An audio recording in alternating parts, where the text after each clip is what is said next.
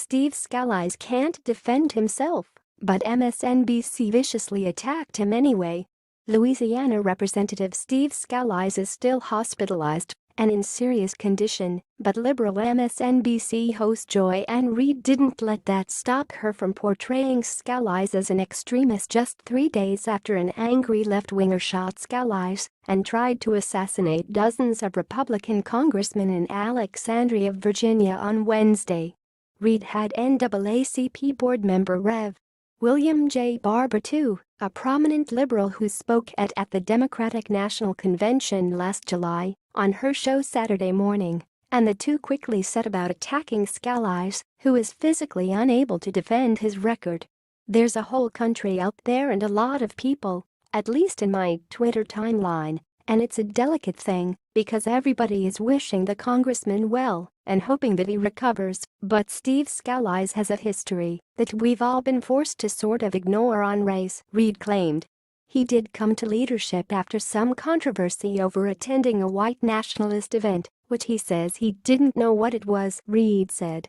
The liberal host appeared to be referencing the fact that Scalise allegedly spoke to a white nationalist group as part of a series of talks he gave about tax legislation in 2002.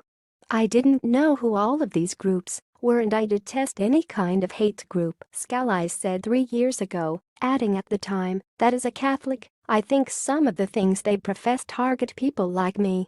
Democratic Representative Cedric Richmond, who is black, dismissed the accusations of racism and said, "I don't think Steve Scalise has a racist bone in his body." Reid did not note that Scalise has repeatedly condemned the group. He also co-sponsored a bill to amend the Constitution to define marriage as between a man and a woman. He co-sponsored the House Health Care Bill, which as you said would gut healthcare for millions of people including 3 million children, and he co-sponsored a bill to repeal the ban on semi-automatic weapons, Reid continued, bashing Scalise for holding mainstream Republican positions. "Because he is in jeopardy and everybody is pulling for him, are we required in a moral sense to put that aside in the moment?"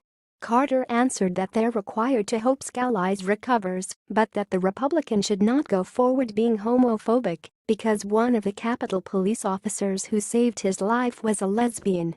Neither Carter nor Reid noted that the officer was a member of Scalise's security detail.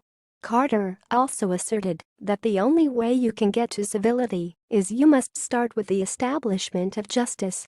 You must provide for the common good. And you must provide the general welfare, and that Republicans have to have a change in the trajectory of policy. Reid promoted the segment in a Twitter post that said Scalise was shot by a white man with a violent background and saved by a black lesbian police officer, and included a screenshot of a one-sided MSNBC graphic on Scalise's record. MedStar Washington Hospital's Drive. Jack Sava told reporters that Scalise arrived at the hospital in critical condition with an imminent risk of death. Scalise remains serious condition, but his chances of death are substantially lower, Sava said.